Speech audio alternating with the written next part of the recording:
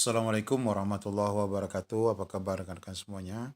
Mohon maaf, doakan kesehatan kami ini kurang sehat untuk menyajikan informasi kepada Bapak Ibu. Nah, di sini Bapak Ibu kami masih akan menyampaikan dua informasi berkaitan dengan pertama adalah edaran dari PAN RB dan yang kedua adalah berkenaan dengan satu keputusan PAN RB lagi yang belum sempat kita sampaikan. Semalam kita sudah sampaikan di video sebelumnya adalah Kemenpan RB nomor 16 ya, berkaitan dengan mekanisme paruh waktu. Nah, di Kemenpan yang satu ini adalah Kemenpan 15 ya.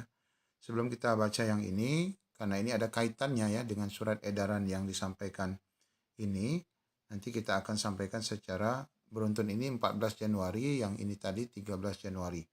Kalau gitu kita sampaikan yang ini dulu ya, yang 13 Januari. Yaitu berkenaan dengan Kemenpan RB nomor 15 tahun 2025.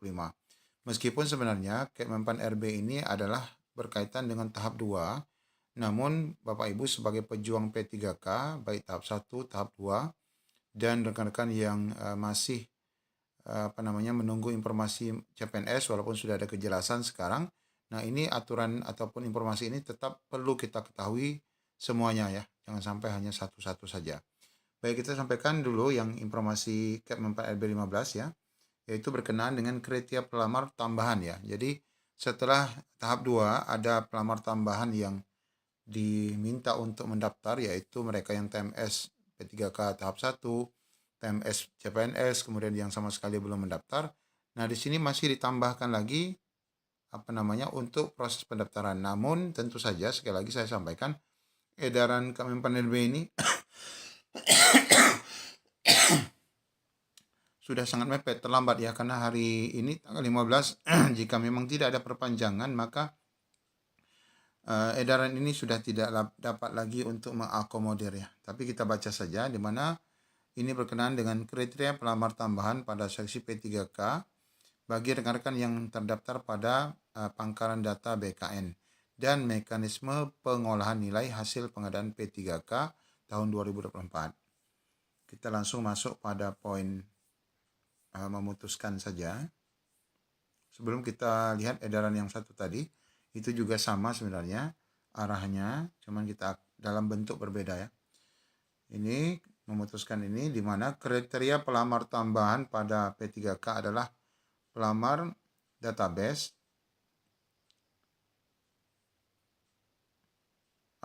pegawai PKN yang memenuhi kriteria ini sebagai berikut ya. Pertama, TMS P3K tahap 1 jelas. Kedua adalah TMS CPNS. Kemudian yang ketiga, belum melamar seleksi pengadaan ASN. Nah, kemudian ada tambahan lagi, yaitu yang memenuhi syarat tapi tidak hadir. Nah, ini kan sudah kita sampaikan juga di dalam informasi sebelumnya waktu hasil rapat tanggal berapa?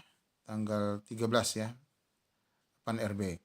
Di mana rekan-rekan yang memenuhi syarat pada CPNS dan P3K tetapi tidak hadir entah karena sakit atau karena haji, itu boleh mendaftar di tahap kedua. Nah, karena tahap kedua sekarang sudah habis istilahnya, sebenarnya edaran ini sudah sangat tidak ini sangat mepet sekali ya. Nah, ditambah lagi dalam penjelasan Pak Suharmen bahwa rekan-rekan yang dinyatakan memenuhi syarat yang tidak hadir ini harus dikonfirmasi dulu oleh Pemdanya, baru dia bisa mendaftar. Nah, ini menjadi hal yang cukup ribet. Tapi kita ingin menyampaikan ini supaya rekan-rekan semua tahu ya semua perkembangan proses edaran yang disampaikan oleh Panselnas terkait seleksi P3K ini. Nah, kemudian diktum kedua, pelamar sebagaimana dimaksud pada diktum pertama dapat melamar pada tahap 2 ya sesuai dengan yang terdaftar di BKN. Jadi sudah tutup hari ini ya sebenarnya.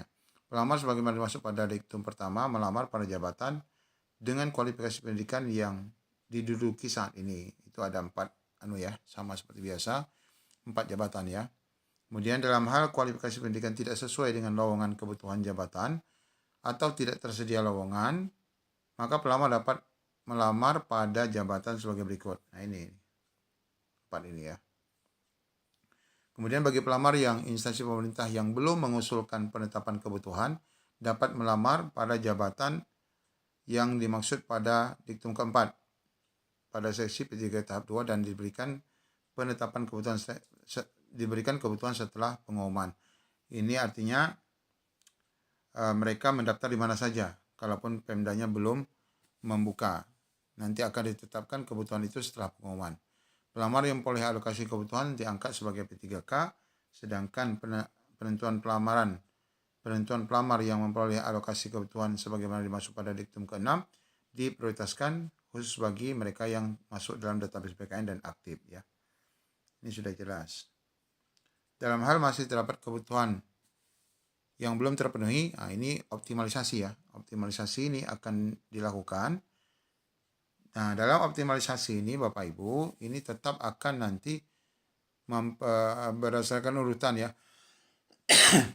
Pelamar prioritas yaitu P1 dan D4 bidan, kemudian untuk STK2, kemudian database PKN, dan baru yang non ASN 2 tahun, kemudian baru PPG. Nah, ini untuk optimalisasi. Tentu saja jika demikian berarti akan dioptimalisasikan dulu rekan-rekan yang ikut P3K tahap 1 ya, R3 ya, R2, R3. Dalam hal jumlah pelamar yang telah mengikuti seluruh tahapan tapi tidak dapat formasi, ini tetap ya jadi paruh waktu. Jadi paruh waktu ini bisa untuk seleksi tahap 1 dan juga tahap 2. Nanti kita baca pada edaran PAN RB yang tanggal 14.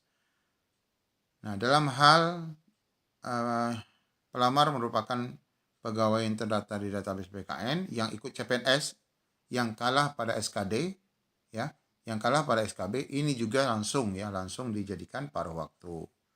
Ini sudah jelas ya, berarti sudah terjawab rekan-rekan. Yang TMS ikut tahap 2, yang SKD, SKB tidak lulus, itu dijadikan paruh waktu. Karena kasusnya sama, mereka sudah ikut administrasi, sudah ikut tes, tapi dinyatakan kalah gitu ya. Kemudian dalam hal terdapat perubahan kebutuhan organisasi, penetapan kebutuhan dapat dilakukan pada saat pengusulan nomor induk. Ini kalau ada perubahan-perubahan ya. Ya, ini sudah habis. Nah, ini instansi pemerintah dapat mengusulkan pengangkatan P3K paruh waktu menjadi P3K berdasarkan ketersediaan anggaran. Ini sama. Cuman di sini tidak dijelaskan kapan usulan paruh waktu ya.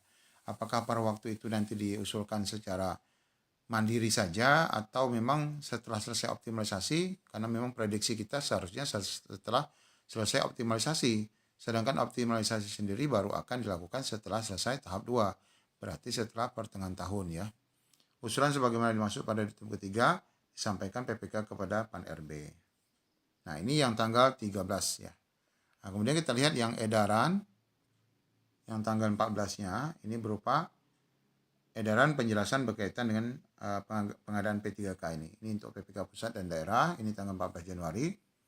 Ini ya, sama ini tentang rekan-rekan yang database PKN, di mana di sini mereka yang ikut tahap 2, ini sama juga ya, sudah tutup ya, tapi ini kita sampaikan juga informasinya. Mereka yang TMS tahap 1, kemudian TMS CPNS, kemudian yang ketiga belum mendaftar. Sorry, ada telepon. Kemudian mereka yang sudah memenuhi syarat tetapi tidak hadir, baik itu CPNS maupun P3K ya. Kemudian yang kedua, pegawai non-ASN yang terdaftar dalam pangkalan database BKN diangkat menjadi paruh waktu apabila ini ya, sudah dapat ikut seleksi CPNS tapi tidak lulus, sama yang tadi ya, berarti sudah tidak lulus SKD SKB. Kemudian ikut tahap 1, tahap 2 kalah perangkingan. Inilah yang dijadikan P3K paruh waktu. Nah, edarannya sebenarnya sama ya, tapi ini dibuat dalam bentuk yang berbeda. Yang tadi Kepmen 4 RB, yang ini hanya edaran.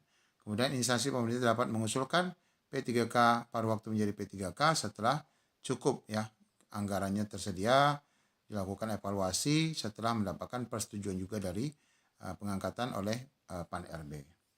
Nah, ini rekan-rekan semua informasi yang dapat kita sampaikan pada video kali ini.